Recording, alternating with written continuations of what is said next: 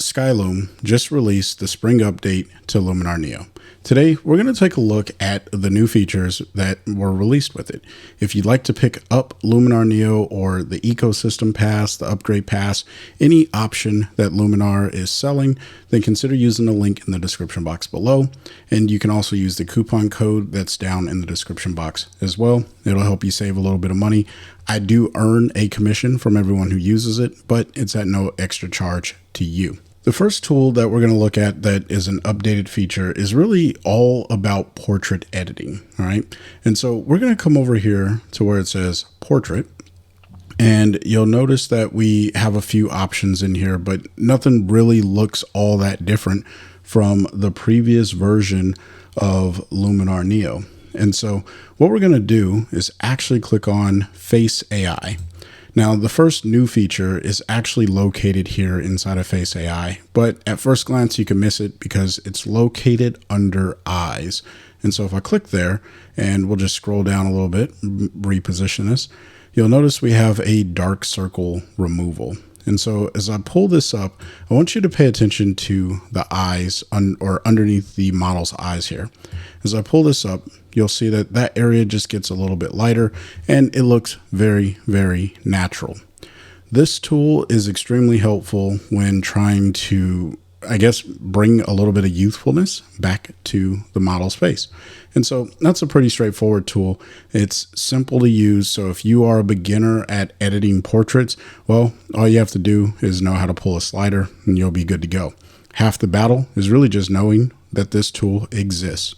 And so that's the first new update. The second update is actually located inside of Skin AI. And Skin AI is actually redesigned specifically to help make it simple for anyone who may not be a professional retoucher and you're just trying to retouch the skin. Case in point, you'll notice that here on the model's face, she has a few blemishes. Down here, I have a simple slider that says blemish removal. Let's just go ahead and pull this all the way up and see what happens. Boom. All of those blemishes are gone. And this is one of the benefits to having a piece of software that works with just being able to pull some sliders to get results. And so this is one of my favorite tools that I think many people will get a lot of benefit out of. And what I'll also note is if I zoom in just a little bit here, you'll notice that it looks extremely natural. So if I turn this off and turn it back on, you'll see that it's doing a really, really good job at only addressing issues on the skin, as well as retaining all the other information that's in the skin that we would care to have. Now, another new feature that's inside of this Skin AI tool is the shine removal. And so if I go ahead and pull this up all the way, and for this particular image, it's not doing the greatest at it, but it is reducing the shine just a little bit on the forehead there. So if I turn this off and turn it back on, you can see that it's just reducing the shine a little bit. But the cool thing here is if you have a lot of shine or reflection on your model or on a face, then you can reduce that by using this particular tool right here. The next tool is also located inside of the portrait section. So you can almost argue that all of the updates are here inside of the portrait section, at least the ones that I'm going over right now. And so if I click on Bokeh AI, this is going to give me a depth map and the ability to blur behind the subject.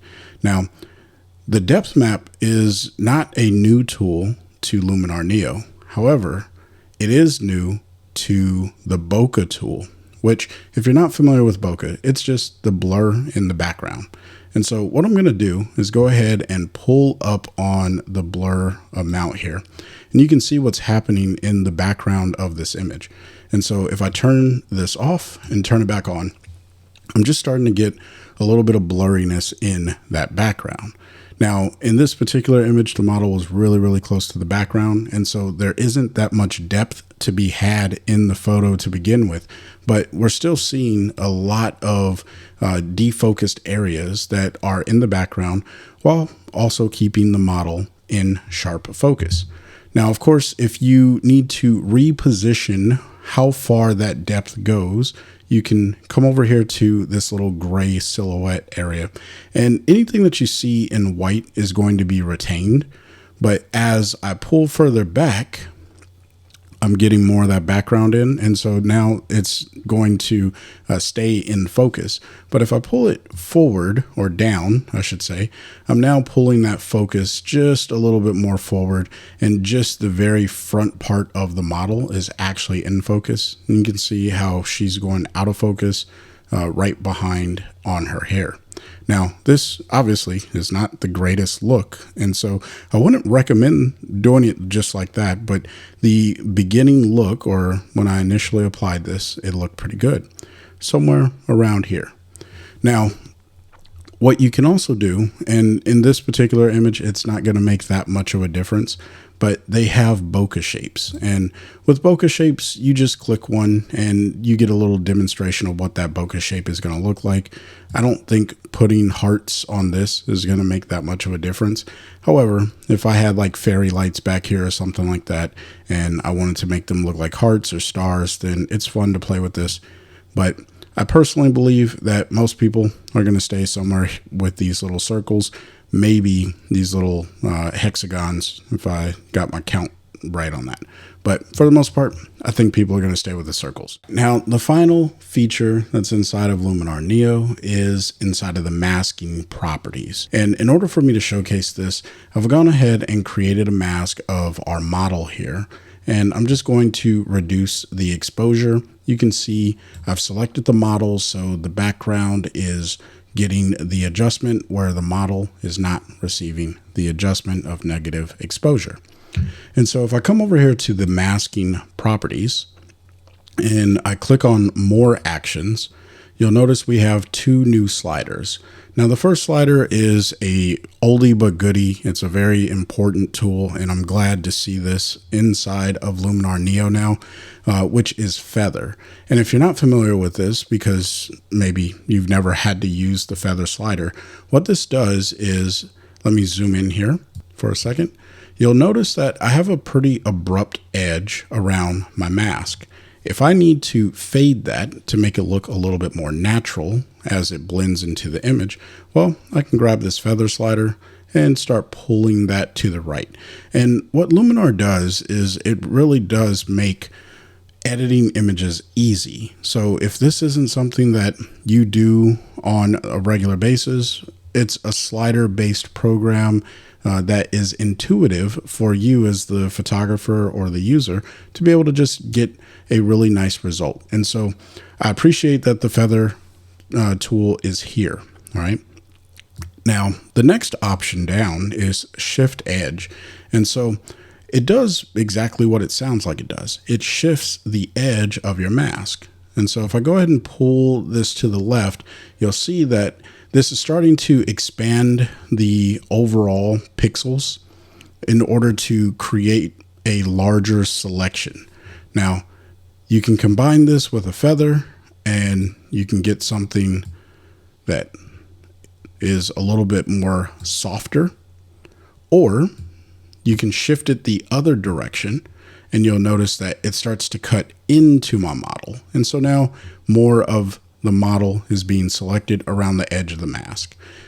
Now, the application for this can be used on pretty much any mask that you apply inside of Luminar Neo, but it comes in extremely handy when something just doesn't quite look like it's blending well and you need to go one way or the other.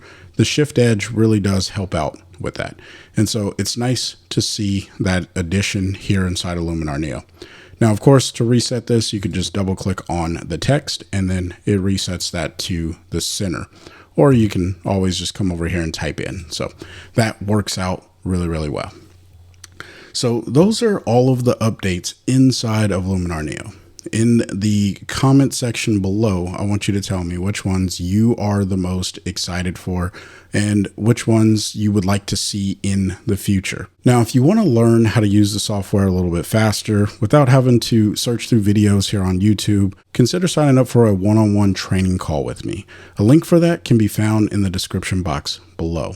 If you like to save some money when purchasing the ecosystem pass or the upgrade pass, or maybe you just want to purchase Luminar Neo for the first time, well, consider using the affiliate link and coupon code located down in the description box below. Until next time, I want you to stay inspired and keep creating. Peace.